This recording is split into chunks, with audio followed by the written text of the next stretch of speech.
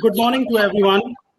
We have a very interesting session coming up, that is future of business events and meetings. And today, unfortunately, Mr. Roshan Abbas couldn't join because he's not well.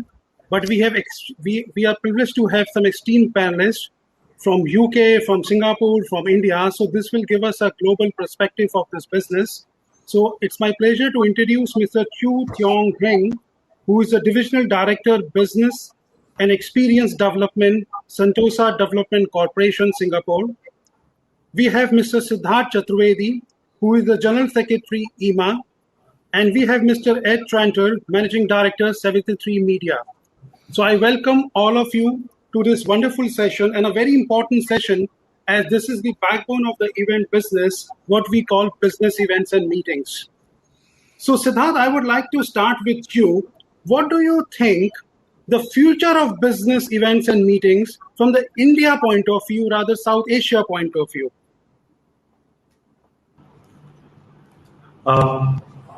Let's talk about present first. It's quite grim.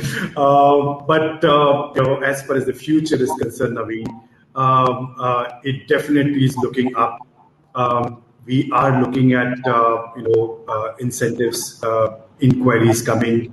We are looking at clients which were very iffy a little while back. They are kind of gathering courage to do things now. In fact, they're itching to come back. There is a whole lot of good momentum going in since last couple of months. I must tell you, in terms of all kinds of business events, and I'm talking about in India you get all kinds. I mean, there are large format events, there are mid formats events. We're getting queries across the board. Of course, large format events is still a question mark because that will depend on things to completely open up and the flights to become regularized and the entire environment to settle down a little bit more. But then a mid-level segment and a small level segment is really catching up, and we're seeing some action happening now. So that's quite positive. In fact, what you are saying, I think audience would love to hear that.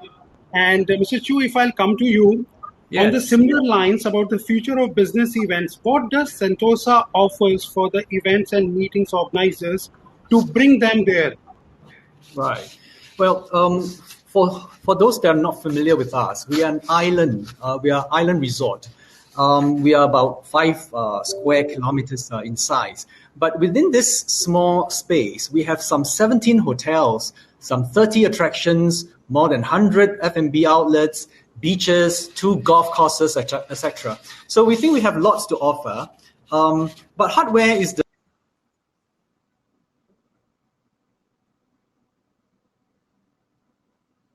Is he dropped? Yeah, I think we got him dropped, I guess. I think if he doesn't join us in a second, I think Ed, I would like to continue with you with a similar question from the European perspective. But how do you see the future of business events and meetings in UK and in Europe? So please go ahead. In case he joins us back, then I think we will allow him to speak first. No, of course. No problem. Happy to jump in. Well, good morning, everybody. It's very early morning here in the UK. The sun has not risen yet, but delighted to be here. It's an interesting one. So obviously, the future of business and events and meetings is a very, very broad title for something. And as we've talked about and talked about just then, business events can mean B2B exhibitions that have tens of thousands of people, through to congresses and summits that have hundreds or low thousands of people, through to corporate engagements and all different types. Chu's back. Do you want to carry on with Chu? Sorry, I got cut off. No problem. You carry on, Chu, and I will jump back in after. Yeah, I don't know where did I stop. You just mentioned about the Sentosa Island. You were just mentioning about the number of hotels.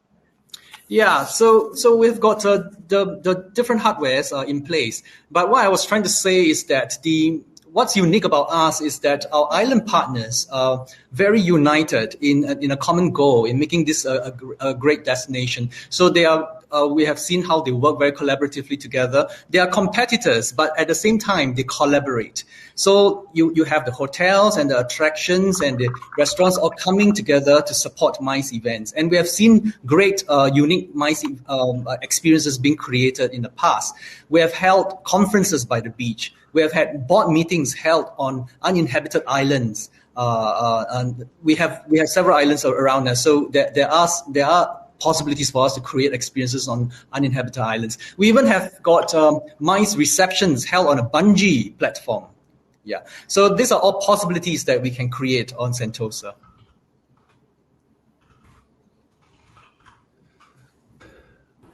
Right. Okay. Well, I'll carry on because we've lost the host now. This is the challenges of virtual events, and I think one of the many reasons why we all want physical events to come back.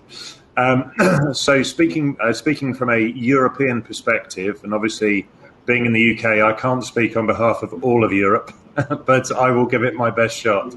So for us, I think what's been really interesting is we've been open now for a good few weeks, and certainly in the UK and across Europe, and in the UK particularly, I've been to lots of large-scale events in the last few weeks. I was at one at Olympia yesterday, which had tens of thousands of business people in attendance. I was one at the NEC about 3 weeks ago, which had 27,000 attendees over 3 days, all business to business. I would say about 5% of people were wearing face masks, and all you had to show was your vaccination status or do a lateral flow test before you got there. And that seems, from a business perspective, to have been accepted, adopted, and widely used. And the great thing has been that the infection rate post that happening has been very, very low, because obviously you have to get through a lot. Numbers for large-scale B2B events on the whole are slightly lower, but what we're finding is that the people that are engaging in the events are finding that the people they're doing business with and talking to, it's the ones that aren't attending are the ones who maybe decided to go to something like that because they wanted a day out of the office rather than because they were a material decision maker and wanted to kind of wander around. But when you have to go through your equivalent of your vaccine status and all the other things that go with it, you've really got to want to go. You really want to have that information. So that's been really great and has seen large-scale events coming back. When you come into the international element, that is different. And a lot of what we're seeing at the moment is the return of business events and incentives and meetings that are nationally based or targeting one particular country are going really, really well because it's not as challenging to travel. Obviously, with Europe being as it is, in comparison to, say, India or Asia, it's smaller and made of lots of component parts with lots of governments and lots of different rules, and they're not uniform across everywhere. So flying and traveling has been much more problematic, but that too is starting to ease up. So we're now in a position where we can travel most places, and all we require is to have that same thing, a jab, show that we've had our vaccines. And so now international is starting to pick up at the same pace. It will still, for truly global audience-based things, I think it will be more difficult still for a period of time. However, the signs are so positive. And the one thing you see in every meeting, event and incentive attendance that I've had in the last few weeks, which feels like a lot after the last 2 years, I feel like I've gone from nothing but screen time to relentless seas of going to events. I'll have been to 4 different events in 4 different venues in 4 days this week. In fact, I'm going to Excel today for the meeting show, which is all about meetings and incentives. So that has been really great to see. And the one thing that stands out with everyone you meet is that this has been amazing. And if you think about what lockdown would have been like globally for business if we didn't have this technology, it doesn't even bear thinking about. For mental health, for business, for the economies, everything, this technology has provided so much. However, when you're in a show or in a meeting and you meet somebody face to face. You can see the hunger in their eyes for actually building their business, because of the fact that this will never replace the ability to shake someone's hand, look them in the eye, talk to them about their business, and engage and grow that way. And I think that's the really positive future.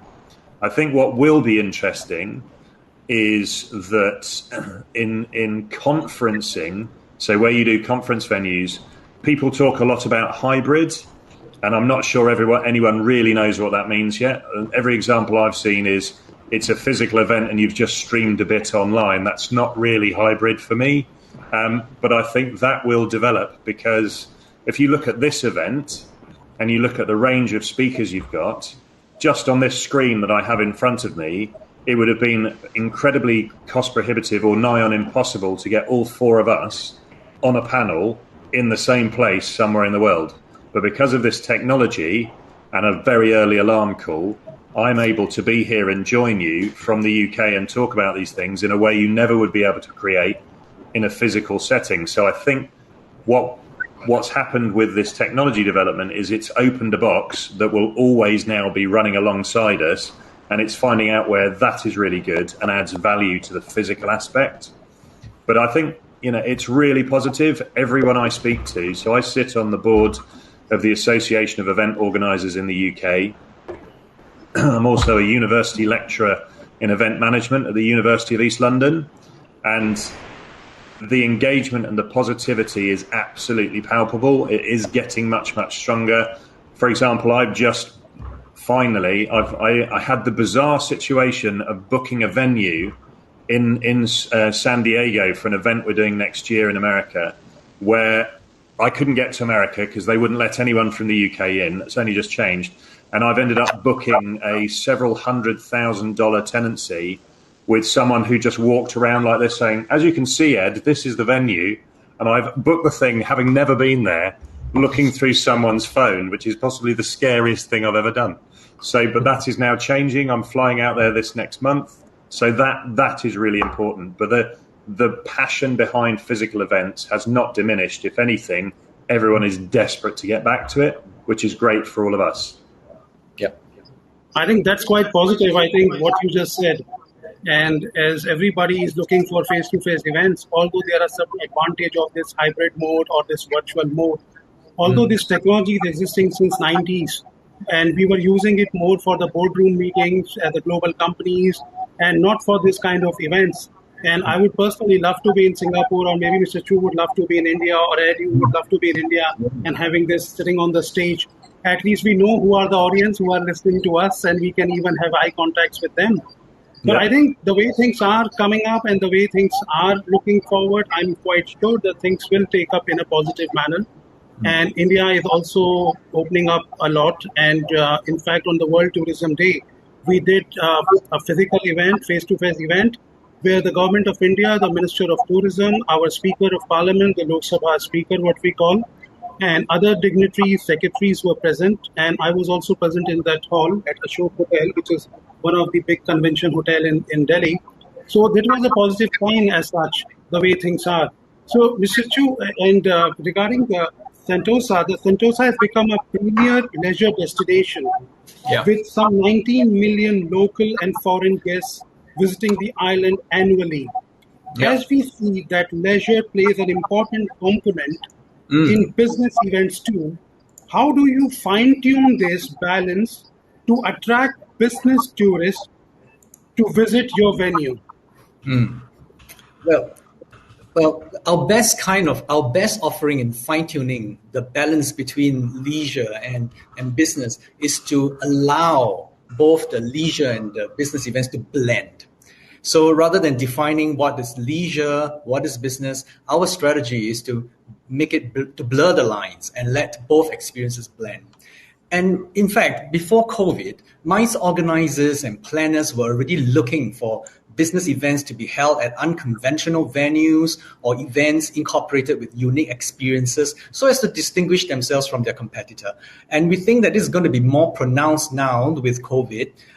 Travelers are finding it a bit harder to travel, so they are likely to want to get more out of their trips if they do make a visit. So on Sentosa, we have an entire ecosystem of various things. So we think that it's very conducive for business delegates to have fun while they're having their businesses here. Oh, that's wonderful. That looks great as such, and it's so. Ed, coming back to the European market, and what do you think that European market is ready to welcome people from different parts of the world? Because what I have noticed, some countries are opening up with certain restrictions, and some countries are still yet to open. UK has started saying they would like to welcome people, but still there are quarantine rules for 10 days stay and all these things, especially people who are traveling from India. So do you think this will affect the coming back of the business events, or it will take a little longer because of these things? I think, well, I guess going back to my previous point, the short answer is yes. It will slow things down because what we've learned is, and if anything, the last 18 months, which no one wanted, obviously, and has affected so many industries, but in particular our industry, I think we've all learned a lot about the resilience of our industry. The ability to overcome adversity has been shown on so many levels globally. But the challenge that we have, and is a reality we now face, is that a government can stop like that. You know, they can just literally come out and go, right, that doesn't apply anymore. And everybody that was booked or everyone that was coming in from that particular region is stopped, and there's nothing you can do about it. And they can do it with a moment's notice. And that is something that we have to factor in to everything that we do. Now, there are some areas, so for example, the UK, I think at one point we had the second highest infection rate on the planet. And I think over here, we're obviously going for herd immunity. That seems to be everyone's been vaccinated, then they've just sent everybody out, and we're getting 35,000 infections a day. But we have practically no deaths. And so what they're doing is they've now rolled out the booster vaccine. And so we're now opening the borders on the basis that I mean, you know, not denigrating those poor people that obviously have succumbed to it. But actually, the reality has now become that for most people, it's like having the flu. They have a few days in bed, then they're fine, and everyone moves on. Because at some point, we have to move on. We can't all stay inside forever, can we? I mean, that's just not tenable. So I think across the B2B or the business and MICE industry globally, not just in Europe, we all want to get cracking. Everybody wants to start up again. Everybody wants to have events. Businesses want to have events. It's a much harder thing to generate leads and fulfill the business pipeline as a supplier and an organizer. If you can't see people, it's much, much harder. Selling like this and engaging your business is a great platform, but it's not the same. And particularly when if you're say we're with Chew at Sentosa and we've got a 500 person summit, residential summit, we've got 3 days there, and you're one of 70 exhibitors who've got their 10-foot by 10-foot booth, and they are wanting to engage with those people whenever they can. That opportunity cannot be realized by doing something like this. They know that. The delegates understand the value of it. The venues understand the value of it. We as event organizers understand the value of it. It's completely clear. Everyone wants it. So as soon as things ease up, which they will, then and we start to balance whatever this new normal will be, I see an absolute surge in growth in events. And in fact, in the UK, companies in the UK that are global businesses, so if you take the example of Easy Fares, so the chief executive of Easy Fares is a friend of mine, and he has launched, I think it's 46 new events since we finished lockdown. So they run hundreds of them, but they've launched another 46 new ones because actually this landscape we're now in is a really fruitful one for people to look at new events and new ways of doing things because people have a different way of requiring it. So I think we will see what will be interesting is whether these big these huge global events that used to attract people from 150 countries is still going to happen, or whether people are going to start to go regional and do smaller, more focused events, taking into account regions, because it's easier for us to travel around Europe and it's easier for you to travel around Asia than it is for me to travel to Asia or for you to travel to Europe. And so that will be interesting, and particularly for places, I guess, like Sentosa, it offers a really good opportunity because people are starting to focus in on regions and running maybe 4 or 5 events where they ran one massive event before. And certainly the model from a lot of people I know is to target verticals within specific geographies, because that then removes your issues with crossing borders and challenging different areas. So whether that's within a small region of Europe or the whole of Europe, and then that's North America, that's Europe, that's Asia, that's Africa, and that's the model that people are following. So it'll be interesting to see whether that sticks permanently, or these things are cyclical. All events end up being, well, this is the way we do an event, and then a few years down the line they go to, well, actually I prefer it to be broader and cover more topics. Then it's, I want it to be really narrow and just do what I do, and now I want it to cover more topics. And it's been like that forever. So I think it will challenge and flux, but I think that's our opportunity. Wonderful. I think, Mr. Chu, coming back to you, how you haven't evolved for the new normal, like how Sentosa, because I was hearing in the previous session that Singapore is quite 80% people have been vaccinated and Singapore is quite ready, but still you are not yet open to the world. And so what is your feeling from the Sentosa point of view, or even from Singapore point of view? Yeah. So here in Sentosa, we are reimagining how business events can be held. We're trying out new solutions for the MICE industry. I think it's important to give people peace of mind whilst they come and conduct business in Singapore and on Sentosa.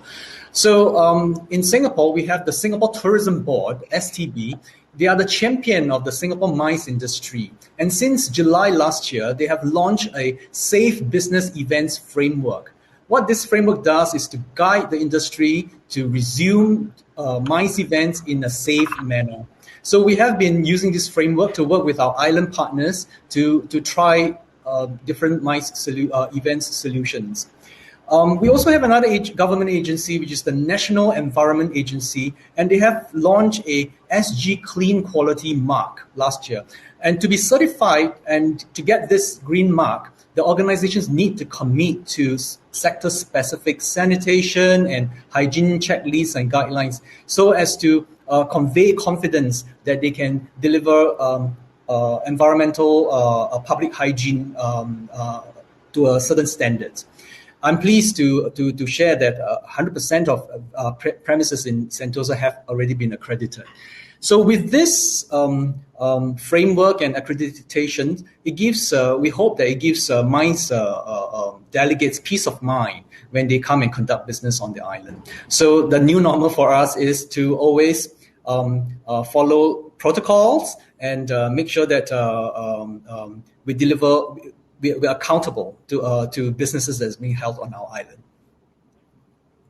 No, I'm quite confident because Singapore is a very disciplined country, and I've been there many times, and people follow rules. It's very systematic, and I personally really like that place a lot. And been to Sentosa a few times, and I think it's a wonderful place, no doubt about it. And coming back to Ed, and so what we were discussing about people coming into Europe, and although you have touched base upon a certain points traveling to Asia and traveling to certain parts of the world, but our business events, and as you know, today's world is a global world and people travel across the globe to organize those events. So I'm also a member of SITE and also the Vice President for SITE India chapter. And when we were doing our SITE event in July, there was a discussion that, okay, the long haul will come back only by 2023, 2024. So what is your opinion on that? Do you think it will take that long? Or I think with the vaccination, the way it is progressing, it will come much faster. So what are your views? And I would love to hear in detail from you on this, because this is very, very important, because Europe and US are the big source markets for the entire world. That is true. That is true. I guess we should call it Europe and the UK now, post-Brexit. We are our own little continent. But You know, I think just following on from what Chu said, actually, before I leap onto your point, is I think that's a key thing. Project confidence, as it's been called pretty much globally by different associations and bodies, is really important. We have to make sure that people feel safe and secure to meet, that they understand the protocols that we have in place, but so it's great to hear that you have that accreditation. I mean, I think Singapore has had less infections totally than we've had in a day. So they're obviously nailing it in a way that we aren't. Like sort of slightly cavalier British attitude to it'll all be fine. But I think that confidence and that understanding that, because, as I say, the latent passion behind everyone that I speak to is they want to get back to meeting. Everybody wants to get back to meeting. So if we take that as a truth, as the starting point, that actually we're not just lying to ourselves because we want it to be the answer, but the reality is, and now that events have opened and we've seen the scale of people in attendance is such that, you know, I've seen doors opening and queues of people wanting to get in first thing in the morning to events, which was a fantastic sight to see. So particularly business to business, I think it's crucial. I think everyone knows it's crucial. And whilst they've been getting through, this is what they want to get back to. So the good news is our audience globally wants this. So whether it is event organizers themselves, businesses running conferences, exhibitors and sponsors, who obviously the people that for the mainstay pay for these meetings that we organize all over the world, and indeed the decision makers that want to come and meet each other to make business happen, all of those audiences are on our side. They want us to be open as quickly as is humanly possible. Long haul, I've been trying to get into America for 4 months. Cannot do it. I've done visas of economic necessity, and the money we were bringing in, even at $2.5 million, was not enough for them to want to give me a visa. So that opening up as of November is a huge positive, and I know so many people that are now rushing to get into the States to get the wheels turning on the American events. It will come. No one can tell. You know, if I was to say to you, by mid-2022 we'll be back on track, everyone will be traveling everywhere, I can't know that. Nobody can know that. We want that to be the case. I think the passion behind the audiences we want that to be the case. The challenge is actually in government. Government needs to give clarity. One of the things we have been particularly bad at over here is clarity. That every message from government, it tends to be, we absolutely support this industry, we want to get behind it. Obviously, we can't guarantee we won't just shut everything down again in 3 weeks' time. And as soon as you say that at the end of any kind of press announcement from government, the confidence that's been building gets damaged. And people are going, oh, well, I don't want to do it if it's going to change again. I don't want to exhibit if it's going to change again. I'm not going to sponsor that if you're telling me you're going to delay it again in 3 months. And we've had 18 months of delay. But now that the events have run, and now that the events are continuing to run, and now that people are not seeing a massive infection afterwards, that confidence and that support from government, I think, will become stronger. And that you're starting to see in Europe with the borders opening up, travel being permitted. We no longer have this whole kind of green, amber, red, which used to be lists of countries. Now it's focused on the individual. So we have to prove that we're not an infection risk rather than the country we're going to. And unless there's a specific example and they say that country's on a list, we can now travel anywhere, providing that we're allowed to go. The country on the other side will let us in. So that's a massive change and is a really positive one. But we all, as a global sector, are willing everybody on to open the doors. I see that Chris McEwen from Montgomery is in the audience. Hi, Chris. Not quite such an early start for you, fella, but good to see that you're there. But, you know, Montgomery do a range of amazing events based out in Singapore, across Asia, well, across the world, but he's focused on Asia. And I know how desperate he is to be running the events. I see the posts that he's putting up every time something happens in Singapore, in the region, that's positive and good news. And we just have to keep doing that. And it will get better and it will get stronger. Inquiries are off, you know, our phone is ringing off the hook. because of the amount of inquiries of people wanting us from the agency side of the business to be putting events in, and when can we go into this region and when can we go into that region. So we've got to keep doing what we're doing because we're doing a great job in communicating that. We're all ready and prepared, and actually the desire is there. So I think it will be quicker than 2023, 2024, but how much quicker is, it's impossible to say. But I am absolutely confident that we are in a unique time for opportunity within our space, because every event that's ever run, you know how they say, don't be afraid of a crowded market. So if you're launching events, the interesting thing for me is that every event that has run for years and years and years and years and years, and is the one that I always go to, that doesn't exist anymore. After, in some cases, 2-3 years, depending on the cycle of events not running, there no longer is that's the event I always go to. So it's a huge opportunity for event organisers to launch into spaces they've always wanted to, but have been frightened because of incumbents, because everyone they're speaking to is fresh and new, because they haven't run that one for years, so they're open to new ideas. So I think you'll see a lot of launches in a lot of different markets, which will be great for everybody that's working as a supplier, a venue, or indeed an organiser globally. I think that opportunity is a global one. I think very well said, and I think you are quite positive about everything, although it's difficult to define the timeline. And yeah, we are actually excited, and if the US will open in November, as we all know, the industry event IMIX is scheduled to be in US, in Vegas, and we don't know whether we'll be allowed to travel that point of a time or not. Still, a lot of clarity is still not there. Although US is saying they will open from first week of November. I think it's a very, very interesting thing. And I'll come back to you about the events which you are talking about, because I know you do a lot of your own events as well. And so I'll come back to you because Siddharth is reconnected with us, and he was facing some technical challenge. Now, see, this is the problem with this technology thing. If we were sitting at the stage in the same hall, there would have been any person losing out of this entire thing. And although, yes, it can connect people, but this is the biggest challenge, not only in this event, like I'm attending or presenting or organizing for my clients, hundreds of events in last 1.5 years like this. And some kind of technical glitch always comes. So this is the little negative side of this entire thing. So that's coming back to you. And meanwhile, we were just discussing about the different perspective about the business events from Singapore to Europe to UK and even to US point of view. You also represent a very important association in India, which represents events in entertainment business. So what initiative IMA took in last 1.5 years to bring business events and meetings on track? We've been very active on that front, Naveen. Though you would understand, out in India, things are very, very uncertain, and various governments and various state governments have various different guidelines and a very, very different perspective to how they should open up.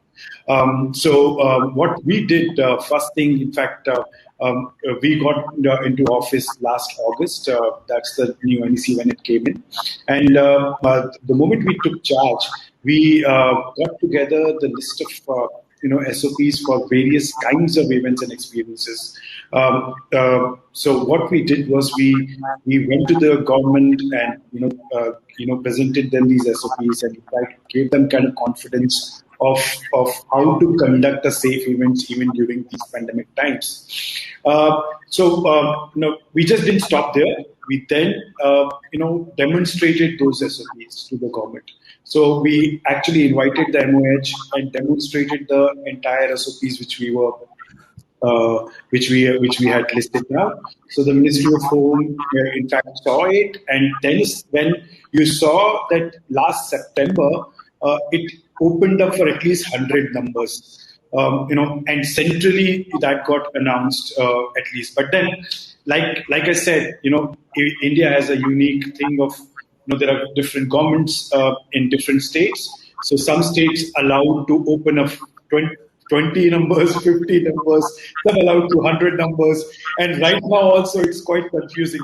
There needs to be a tracker in our country where we need to see that which state allows what at what time. Unfortunately, that's the kind of condition we're living in. But then, we've been engaging with various government body, various state government body also, because we understand this is a state matter, and trying to convince them. We again are back with a second set of SOPs, which includes vaccination as a primary point, and we're kind of emphasizing that to various governments to open up bigger numbers. And also, when the second wave hit the country, you saw, how it affected us. Our association really came together.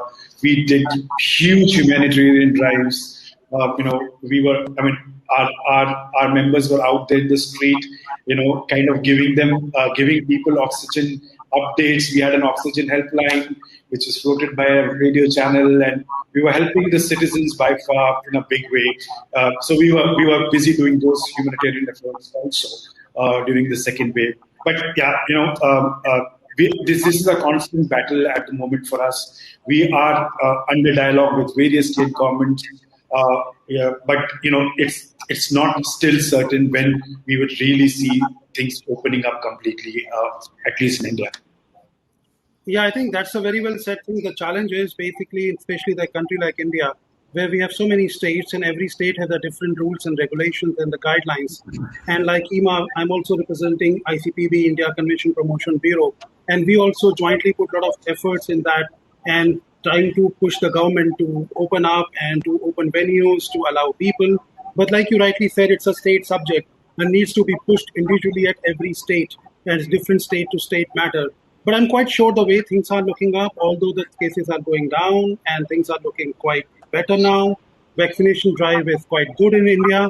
So hopefully, I think it will take things little forward, and I'm quite confident about it. So, Mr. Chu, coming back to you, Yes. sustainability is a very, very important aspect nowadays.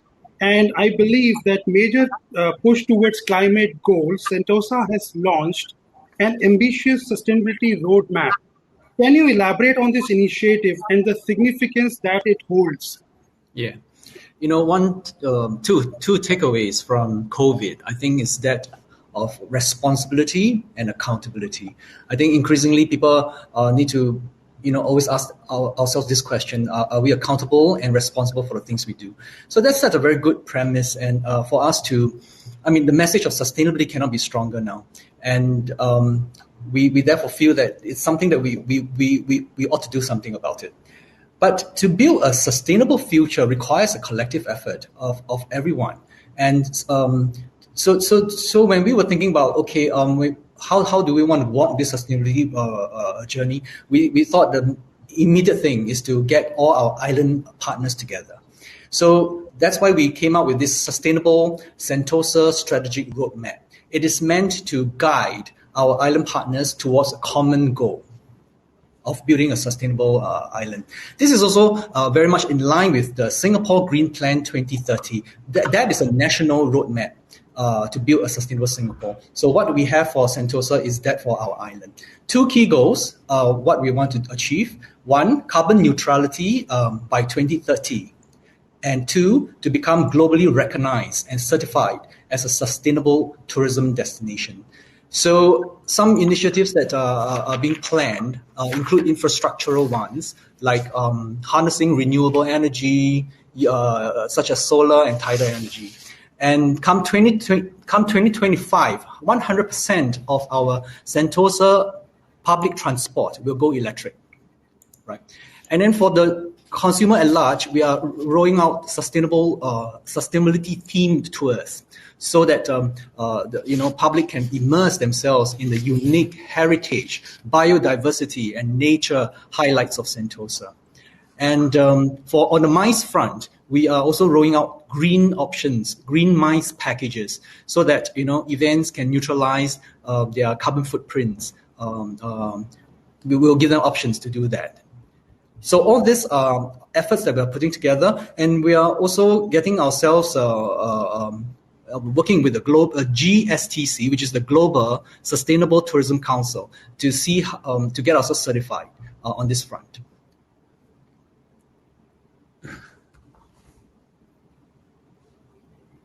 It's interesting. I think that is something which everybody should learn the lessons the way you are doing it. And because that's a very, very important aspect as far as sustainability is concerned and the environment friendly aspects, we need to must take care of that. I think that is quite good. As I said, Singapore is very well disciplined and always try to do something, and which is quite interesting for the people who are visiting your beautiful country. So coming back to you, Siddharth, and you are placed at a very interesting destination in India, in Rajasthan, which is very, very attractive for all kind of events, whether it is business events, social events, conferences. So a unique destination as such. So how do you foresee the kind of a trend which is going for the business events and meetings? And in fact, I would take the liberty to ask you even the social events, how you see the way things are coming up for your particular state and for that particular region of the part of the country.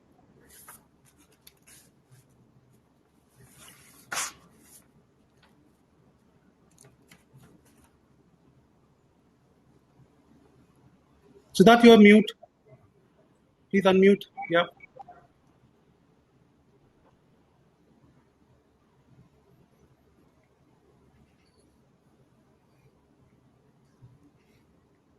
Can you I hear me, think Naveen? Facing some. yes, we can. I seems to lost you in the middle. I didn't hear your question properly. I'm sorry if you can repeat for me. I'm so sorry about Yes. this whole Yes. issue. No, I just repeat, as I said, ki you are situated in a very beautiful state of Rajasthan. And besides, I take the liberty, besides business events and meetings, can you also highlight on about the social events, that how things are shaping up in state of Rajasthan? Because Rajasthan being such an important part of northern India, where we normally attract a lot of incoming incentive business, which comes from, especially from Europe, from UK, from US. So this is a very interesting destination. It is perfect for the small corporate meetings. It's great for even high-end incentives because we have palaces, we have those Maharaja concepts and all these things. Great state to have developed different kind of theme events. And now you have the big convention center also in Jaipur from operating for last few years. So how do you foresee now things coming back? Yeah, I mean, like you rightly said, Naveen, I think as a brand, Rajasthan, we are quite well placed in the global map, and it's very much identified as we have this luxury of locations, those great palaces, those. I mean, even for a smaller, and we're not just. It's just not these five towns of Jaipur, Jodhpur, Udaipur, Jaisalmer. It's actually going beyond now. It's going to smaller destinations like Mandava, Pushkar, Ranthambore. There are various other towns which are really shaping up well, and they're becoming tourist-oriented cities per se. So, in fact, our whole economy thrives around experiences and tourism. So that's something which governments also is identifying. What we really need, is great connectivity, because we need direct flights coming up from various international centers, landing straight away to airport. That's what if that opens up, though, of course, certain centers there is a direct flight, which actually changed the game for Rajasthan a little bit. But we seek more direct flights coming in to the state, and then you see the infrastructure is in place. We have everything in place. It's just about more better connectivity, which would really sort out our issues at the moment. We are very well placed in terms of our entire infrastructure in organizing various inbound movement. And also, I mean, not just business, even private events. If you look at, weddings as a segment, that's also really has boomed in for Rajasthan. It's become a huge destination for those kind of events also.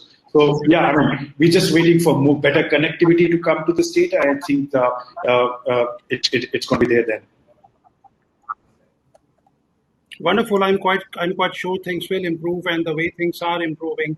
Now coming back to Ed, because we have a limited time, But I can't afford to miss this question with you because what I saw on your profile, a very interesting thing, you do certain events of your own, and especially the rugby one. And Naveen, I so think I would you're on like to mute, ask you. Naveen. No, it's No, not. no, I'm fine. I think your connection, Siddharth, maybe. So, it's something which very interesting for me personally as well because we had an opportunity to organizing Commonwealth Games in India when it took place in 2010, and in fact during my tenure with TUI Group, when Sports World, you must be knowing Chad and all these people, and a lot of sports ideas we have exchanged, organizing even Hockey World Cup in India in 2010 kind of a thing. How do you foresee these sporting events now? Because although UK have opened up, India was there for the test match, and even the spectators were allowed. In fact, the stadiums were almost full. But I don't want to ask you just from the UK point of view. I want to ask you from the global point of view because sporting event is a very interesting aspect and something that is also built up a lot of small business events around it. Because I remember when we took groups for the Cricket World Cup in UK in 2019, we did a lot of small business events of those corporates in UK in different cities. So how do you foresee this entire thing? Well, I think firstly we just have to say that 2019 was a great year for cricket, Yeah. and for no particular reason at all. So, but I think that's an interesting one, and I think there's an interesting phrase that my dad used to say to me, which is, "All people are created equal, and you will find some of them are more equal than others." And there's always someone that gets a little special rule that doesn't apply to everybody else. And I think sporting events have got that opportunity because all governments understand that whilst they can ignore B2B and they can ignore wider events and conferences and the economic impact that is happening, and they can say, well, we can ignore that. What they can't ignore is an unhappy populace. The people of the nation are the ones that drive change. It's like consumers, lots of companies, brands, FMCG companies have known the impact they've had environmentally for years, and they've never done anything about it, and they've never really been that bothered until their customers told them that they were. And as soon as their customers told them that they were bothered, everybody wants to change everything. Because that's business, that's how it works, and government is no different. And an unhappy populace can be changed by sport, by entertainment, by those things. If you take that away from people, they will actually respond much more in a much more kind of dynamic and almost aggressive fashion than if you keep them happy by showing games and different things. So a bit like the Roman Empire used to be. They always used to say, if you fill their belly and give them games, everyone will be happy and you won't have any problems. So I think globally, the return to stadium sport and allowing people in is a really, really important thing, particularly when everyone's been held back. They've had to give up so much of their normal freedoms. Sport is a huge way of doing that. And whether that's cricket, football, rugby, American football, baseball, all the different global sports that are out there, I think that is something that they will allow and will get back open as quickly as is humanly possible. In Europe, we actually in the UK came a bit later in the day to it, but in Europe, a lot of the stadia for football particularly were allowed to run as normal for exactly that reason. So that is a really good opportunity where events and running things have been able to continue, albeit within certain restrictions, and I think will open up really quickly. Because, as you rightly said, rugby is my game. I was even born in rugby, so you can't be more committed than that. The town where it was invented is where I was born. So, but that we've just had the first week of the Premiership season for Rugby Open, and the stadiums are full, and the tickets go like that, and everybody's rushing to get back for the same reasons that concerts are. Music is another one.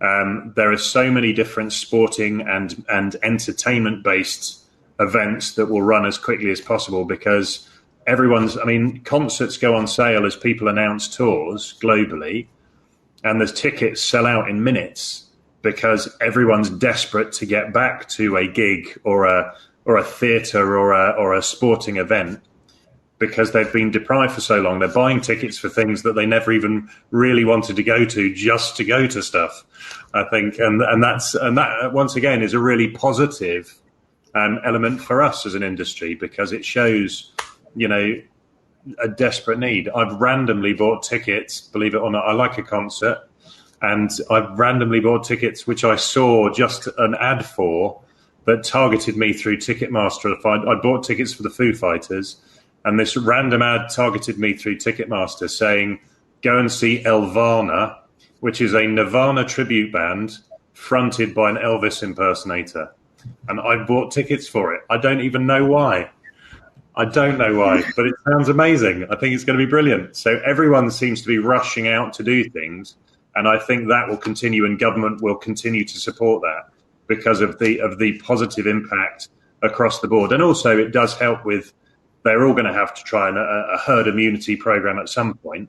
You can't just keep injecting everybody and saying you can't go out. I mean, that's just, the world can't work that way. So at some point we're going to have to go out, and it's a great way to do that. And some of them have had high impact infection rates afterwards. Others have had none at all, or next to none. It really depends. And this is where our confidence point comes back. If we do our jobs as venues, as locations, as suppliers, as organisers, if we do our job well, then there should be no reason why those infection rates happen, because we are the masters of controlling audiences. It's what we do. Government's big fear is people coming through and staying safe. It's what we've been doing for decades.